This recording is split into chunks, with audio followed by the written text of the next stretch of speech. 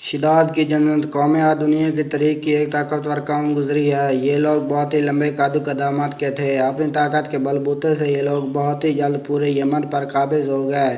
ان پر کئی بادشاہوں نے حکومت کی، مگر دو بادشاہ ایسے آئے جن کی حکومت عظیم اور جلالی والی تھی۔ ان میں سے ایک کا نام شدید اور دوسرے کا نام شداد تھا۔ یہ دونوں بھائی تھے اور انہوں نے اپنے زمانے میں بے شمار لشکر و خزانے جمع کیے تھے۔ یہ دونوں بھائی ارم بن سام بن نوح کی اولاد میں سے تھے۔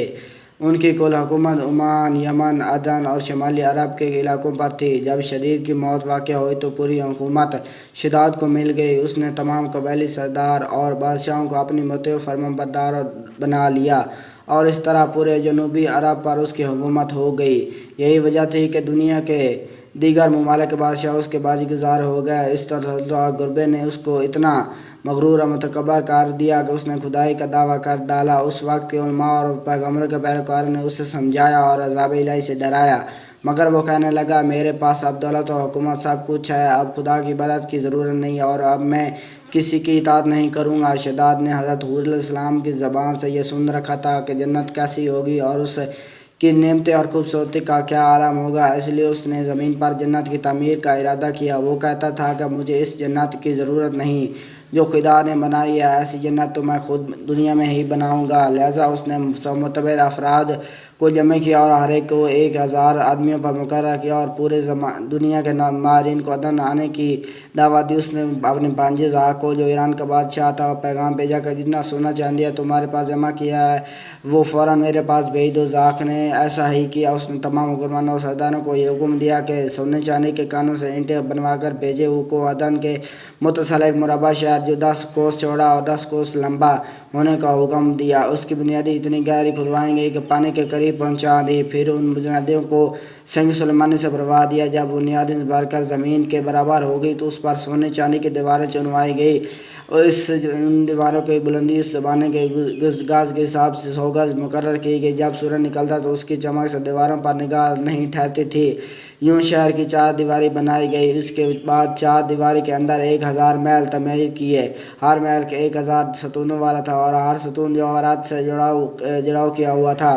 پھر شہر کے درمیان ایک نہر بنوائی گئی اور محل میں اس شہر سے چھوٹی چھوٹی نہریں گئی۔ ہر محل میں جو حوض اور فوارے بنائے گئے، ان نہروں کی دیواروں فرش یاقوت، زمرد، مرجان اور نیلم سے سجا دی گئیں۔ نہروں کے کنارے پر ایسے مصنوعی درخت بنائے گئے جن کی جڑیں سونے کی شاخیں اور پتے زمرد کے تھے۔ ان کے پھل موتی، یاقوت اور دوسرے جواہرات کے بنا کر ان پہ ٹانگ دیے گئے۔ شہر کی دکانوں اور دیواروں کو مشکل زعفران اور امل و گلاب سے یاقوت اور جواہرات کے خوبصورت پرندے چاندی کی اینٹوں بنوائے گئے جن پر پہرے دار اپنی اپنی باری آ کر پہرے کے لیے بیٹھتے تھے۔ جب تعمیر مکمل ہو گئی تو حکم دیا گیا کہ سارے شہر میں ریشم کے قالین بچھا دیے۔ پھر ان نہروں میں سے کسی کے اندر میٹھا پانی، کسی میں شراب، کسی میں دودھ اور کسی میں شہد اور شربت جاری کر دیا گیا۔ روایتوں میں آتا ہے کہ اس جنت کے بنانے میں 300 سال لگے اور شداد کی عمر 900 سال کے قریب تھی۔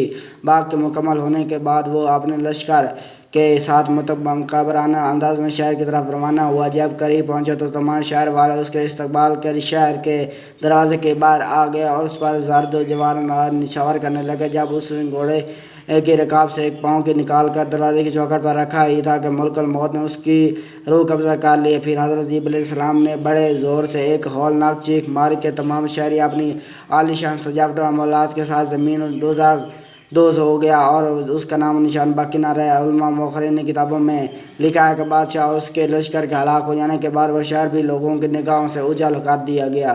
اگر آپ کو میری یہ ویڈیو اچھی لگی ہو تو سبسکرائب کرنا مت بھولیں۔